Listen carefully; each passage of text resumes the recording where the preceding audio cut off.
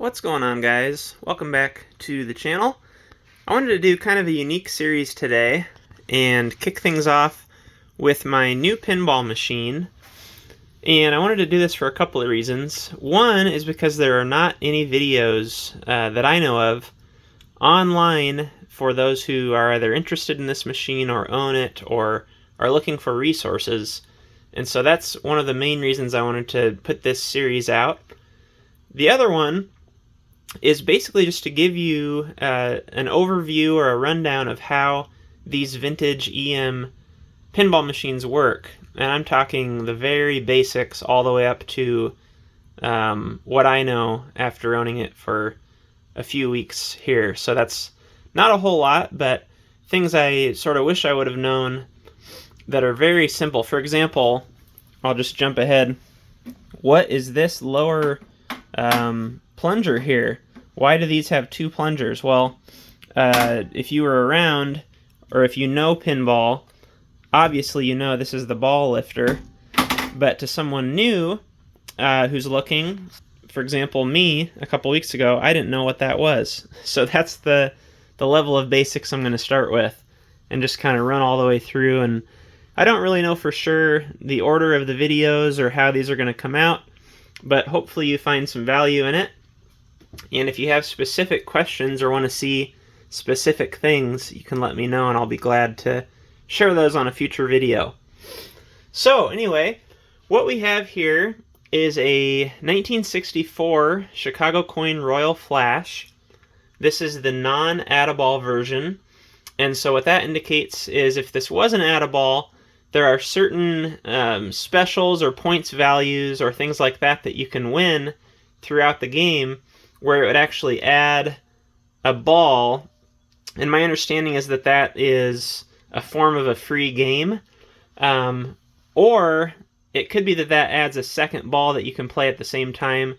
I kind of doubt if that's the case, because you would have to manually, on a machine like this, manually load it and shoot it, and that would be too much to do while you're in the middle of a game. So I think Add-A-Ball was just a way of winning a game. Mine does have the replay unit. This window down here indicates how many free games you have won, and I'll get into the specifics of that as we go. But I'm trying to do this in the best order possible, starting at the bare minimum basics and working our way up. So a brief description of this machine. This is a two-player, and one thing I wish I would have known that's obvious now is you can play this in one-player mode as much as you want. And I thought, initially when I was looking for an old machine, I thought, what a bummer to get a two-player. I really just want a one-player machine. It just seems like too much extra stuff going on to have two-player, but now I'm really glad I do. Playing head-to-head two-player is really fun, so that's something to keep in mind. They make all the way up to, I think, 6-player, for sure 4-player in these old machines. And it is more stuff to deal with. I wouldn't say it's quite double the stuff, but in the player unit and the scoring aspect of things, it would add equally that amount of stuff on top of a one-player. What else do you want to know? I'll give you kind of just a description of how the game works.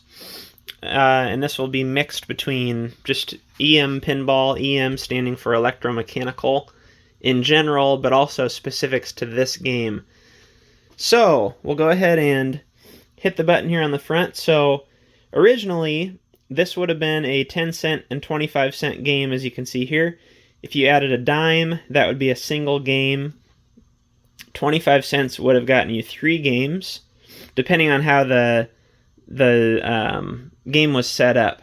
And I'll explain that too once we get inside on a future video, but you're able to actually change the settings of the game based on where the plugs, there are plugs in here, I forget, Jones plugs, that's what they're called, where you would pull out a plug and move it to another spot, and it's labeled for what difference that would make and how that can change the settings of the game. But the initial settings would have been 1 game for a dime, 3 games for a quarter, and if you added an additional dime after the first one, that would indicate a second player, and that would kick it over into 2-player mode. So the way mine is set up is what you would call free play, which is the way that most of your home machines are going to be. And all that means is that there's a button to push to start the game for free. The coin mechanisms are not in use. And so the way mine works is you'll hit it once. I'm going to hit the button, but I'm going to show the back box while I do that. So I just finished a 1-player game. You can see there where it says 1 or 2 can play. That will light depending on what you've got. So if you've got 1 player, it will light the 1. 2 player will light the 2. It'll briefly light the 2 here when I hit the button because it's resetting, and a second press on the button also kicks it over into 2-player mode. So it's going to think I'm kicking it into 2-player for a second, but then it's going to reset the game and reset back to 1 player. You also see game over flashing in the lower right, and then below that are the ball indicators. We'll do a whole overview of the back box here in a minute. So there, you heard a bunch of things happen. It reset the scores to 0. It reset over to 1-player mode, reset to ball 1, and then it kicked the ball out. So down in here, there's a trough where the ball will drain. It'll hold it there until you hit the button or inserted more coins, and then it sends the ball over here to be loaded with the ball loader down here. Okay, so moving on with gameplay, you would then load your ball. So pushing that in, down in there, there's a little chute like so, and it pushes the ball up and then drops it over here in the lane.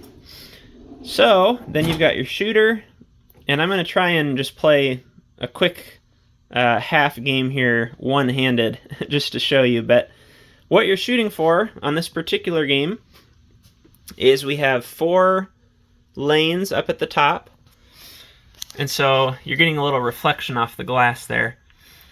We've got from the left, that one would light the ace, and so you have 2 areas where the cards are lit. Down here, so you'll get the ace lit right here, but it will also light the back box ace. These correspond directly with these cards. And so for any of these lanes, you get 20 points when you roll through the lane. But then also, if you roll through this one, you light the ace and the blue target, the pop bumper here. And so what that means is this is going to go from a 1 point to a 10 point whenever it's lit. If you roll down here, you get 20 points as well, and you light 2 cards, either the Jack-10 or the King-Queen. And if you roll over here, very similar to this side, except you light the red, which I think is a really cool feature to light the opposite bumper, because that would be dumb to roll down here and light it and immediately have the advantage of that being 10 times the points. So it's kind of neat. If you roll down here, you've got to get it to kick over here. Adds a little bit of challenge in that case. Moving down the play field, we then have our Royal Flush, or Royal Flash in this case. These are targets that you can hit, and these will also light the cards. The goal of lighting the cards is that once they're all lit, you'll receive 200 points, and then they'll reset. They'll all go out, and you can light them as many times as you want during a single ball. However, once the ball drains, they'll all go out, and you've got to start over on your next ball.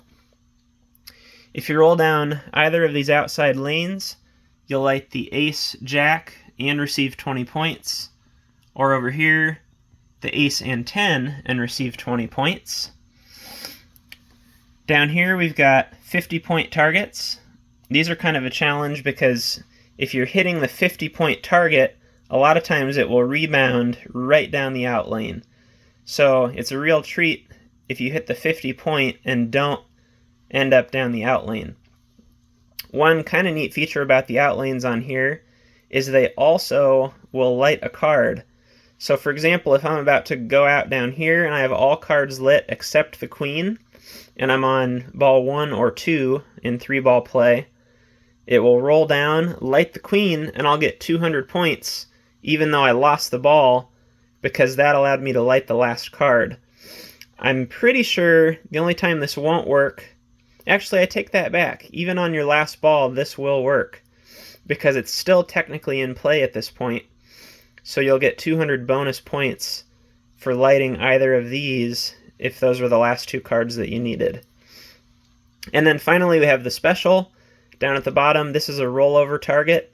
I believe you receive 10 points anytime you roll over the special, but when it's lit, I think the special gives you a free game. So I have it set up for ball 3 to light the special, and if you roll over it when it's lit, you'll then see the replay unit jump up with an additional free game. Free games are kind of fun, but less fun when you have a free play machine, because obviously you're not winning a free game when all of your games are free. So the way I've got it is we have kind of a high scoreboard here, and also whoever wins the maximum number of free plays is kind of, or replays I should say, is kind of a fun thing to keep track of. You also get a knock when that happens, and what that means is back here on the inside, which I'll show in a future video, you have two bells. You have your 10 point and up bell, which is a big bell. The small bell is the 1 point, and then you have a knocker. And what the knocker does is makes like a loud knocking noise against the cabinet, and that's kind of just a classic pinball thing. On the modern electronic machines, it's just a speakered noise that makes that noise.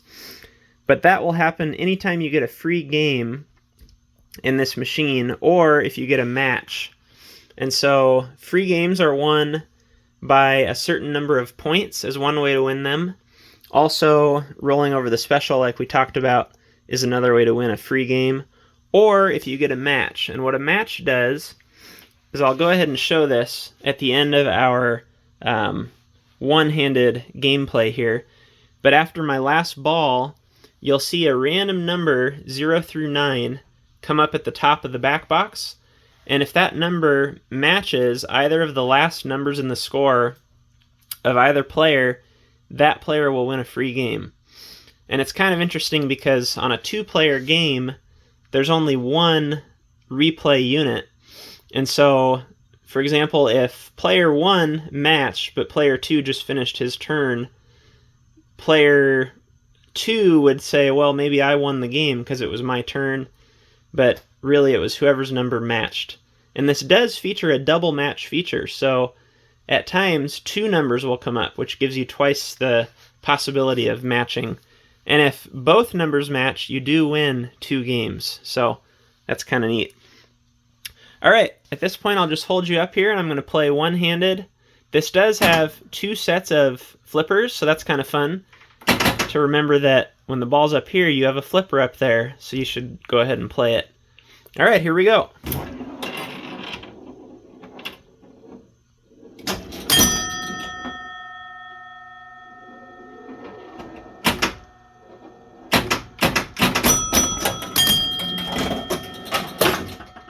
So that time, we did not light a card other than our lane at the beginning.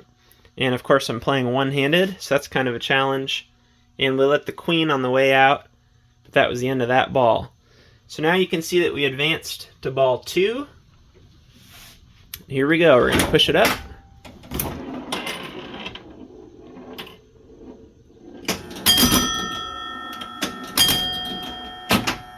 One-handed is hard. At some point on a future video, I'll set up a tripod and show you an actual gameplay. So there we moved on to ball number 3. And we are in 3-ball mode, so this is our last ball.